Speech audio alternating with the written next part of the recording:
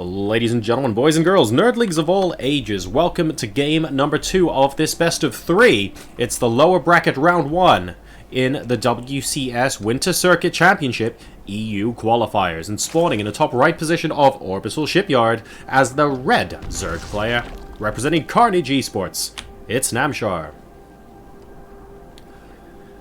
His opponent spawning in the bottom left-hand position, representing Team Liquid.net.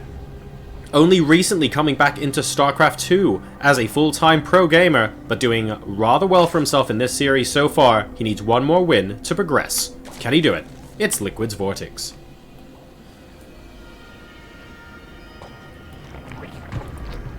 VortiX this time around not opting to go for any early aggression. We'll be grabbing that hatchery first. Namshar not put off by the earlier shenanigans of game number 1. He will also be going for the hatch first. He got a little bit caught off last time, even though his spawning pool was up in time for him to get defensive lings out. VortiX used his unit position excellently to kill off a number of queens and really limit the growth of Namshar, just constantly denying the third base. It's a Legacy of the Void thing as well as a Heart of the Swarm thing, folks, and that was a really good example of it in game number 1. Now, we've got hatch, gas into pool. And you'll notice the same thing has been happening for both players. So we're going to get identical builds here. And we're not going to have too much imbalance in the game in the early couple of minutes. So we'll wait and see what kind of layer timings we get, when we get Roach Warrens put down, and what kind of tech these guys are likely to be going into, and when. For example, are we going to see Mutalisks out of one of these players? Could be fun. Always good to get those kind of matches. Tends to be very swings and roundabouts, and a lot of good unit control is required to make sure you consistently get a high win rate on those kind of games. And it looks like we have round 1 of aggression once again going to VortiX here, but leaving it slightly later than last time. Rather than opting for the Zergling speed, you can see these guys, while they are rather cute, they're also rather slow. We're going to be going for the immediate Baneling Nest here, and there are just 2 Zerglings moving out across the map at the moment. Do we have another 2? No, we don't. He's actually moved out to the right, and I wonder if he's going to try and sneak in here and just use double Baneling. The problem is, 2 Banelings more often than not do not kill any drones, because the Queen can usually kill off one, and the second one gets a bunch of Banelings to low health, and after that you go, well, yeah, they're low health, but that's fine, they can regenerate in a bit. So we'll see if that ends up being his plan. VortiX now sneaking into the base as he's going to be splitting between the main and natural, so he's actually just going for a little bit of scoutage right now. And the Queen looking like it's already going to kill off one of these. So that's fine. We'll spot the Baneling Nest going down as well. Defensive one there from Namshar. So VortiX is not looking to sneak a couple of Zerglings in. That's fine. His Zergling speed is going to be ever so slightly later as a result. And he's got 2 defensive Banelings outside protecting the third base. Note, no gold base here. I mean, there are gold bases, but they're rather difficult for you to take on this map this early on in the game. I would not recommend it. Okay, these pros can hold the gold a lot better than I can, but still, you don't venture out into the middle of the map for no good reason. And unfortunately, the reason I don't think is good enough on Orbital Shipyard. Now, we have got the Roach Warren on the way as well for Namshar, so ever so slightly ahead in tech. He has the earlier Zergling speed. The Baneling Nest was not used from VortiX so far, and he is going to be starting his own Roach Warren. But generally speaking, things are going rather well for Namshar this game compared to last game at the 4-minute mark. He's got his third base up and running with absolutely no qualms whatsoever. He'll be producing a bunch of drones soon. I like the way his overlords are spread out as well. They're in a rather defensive position, but they can more or less see everything that's going on here. And he has one more for good measure towards the ramp of his opponent on the other side of the map, so he can spot what unit compositions are coming out there. Now, of course, VortiX can sneak out via the back rocks here, but that would obviously take him quite a long time. And it looks like these 2 Lings are desperately trying to distract the Queen from killing this Overlord. Unfortunately, a pack of Lings from Namshar is going to stop VortiX from doing that. And as a result, the Queen is going to be able to complete her mission. Really nicely done there. That actually supply blocks VortiX too. And while VortiX gets another scout in, a little bit of careless Overlord positioning perhaps enables Namshar to pick that off and get a little bit of a lead. Namshar is currently at 50 drones to 42 right now and has the slightly larger army supply. So Namshar is slightly ahead in this game. There is no doubt about that. It looks like VortiX is going to be going for Mutalisks.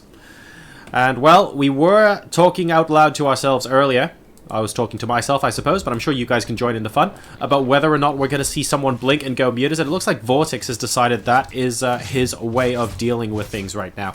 But Namshar with the Money Scout. Oh, by Money Scout. Okay, yeah, there we go. He does manage to spot it.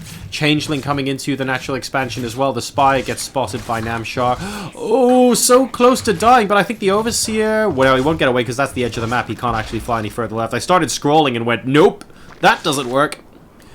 VortiX has his own Overseer and he's going to be showing his opponent exactly how it gets done. Unfortunately, his opponent also shows a Hydralisk Den, and that is reasonably good against those Mutt-Mutts that are going to be coming in a couple of minutes' time. Now. What else have we got going on here? Well. Ooh, another drone. Okay, now it's just being transferred. I was like, really? Are we going forward 4th base territory? Grab the gold, VortiX. Make my day.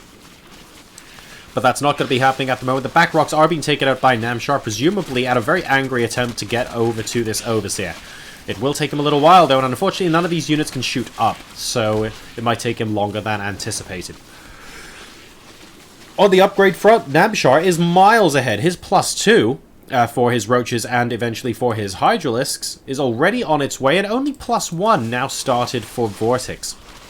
VortiX is going to have to try and make a lot of damage count from these Mutalisks. He's moving out towards Namshar's base right now. The first couple of Hydralisks do pop out. Only 5 Mutas here so far, though, and the Queen is successfully getting at least one of them very, very low indeed. There are 2 Queens and 2 Hydras here now, and I think that is going to be enough to push VortiX back. He might be able to kill off all those guys, but he'd only be able to kill them off. Ooh, nice pick off on the drone there, with the loss of 1 or 2 Mutas himself, and you kind of want to keep massing up this Mutaball until you get to a critical mass that's big enough to challenge. And unfortunately, VortiX didn't quite get there in time, but he's still going to do his very best to see if he can dissuade Namshar from plotting any... Oh no! Oh god! Well, 3 Mutas just got donated, and I think that's that. The 4th base will almost certainly go down without much hassle now. Yes, there are 5 more Mutas left, but that was big. He might get this to cancel, but even if he does, I don't think he'll get the drone. No, he's not even going to get it to cancel. There are too many Hydras now for Namshar, and unfortunately, VortiX, you lose a couple of Mutas in the beginning, guys, and you think, well, 3 Mutas in the big scheme of things. I mean, once you get to a flock of 40, what's the difference between 40 and 43, right? You're absolutely right to say stuff like that. Unfortunately, the difference between 5 and 8 is significantly more than the difference between 40 and 43, and that's kind of the unfortunate position VortiX found himself in. Now, this push, though, can still do an awful lot of work. This by no means is saying VortiX is out of the game or anything like that, but it's definitely, the ball is in his court to make something happen right now.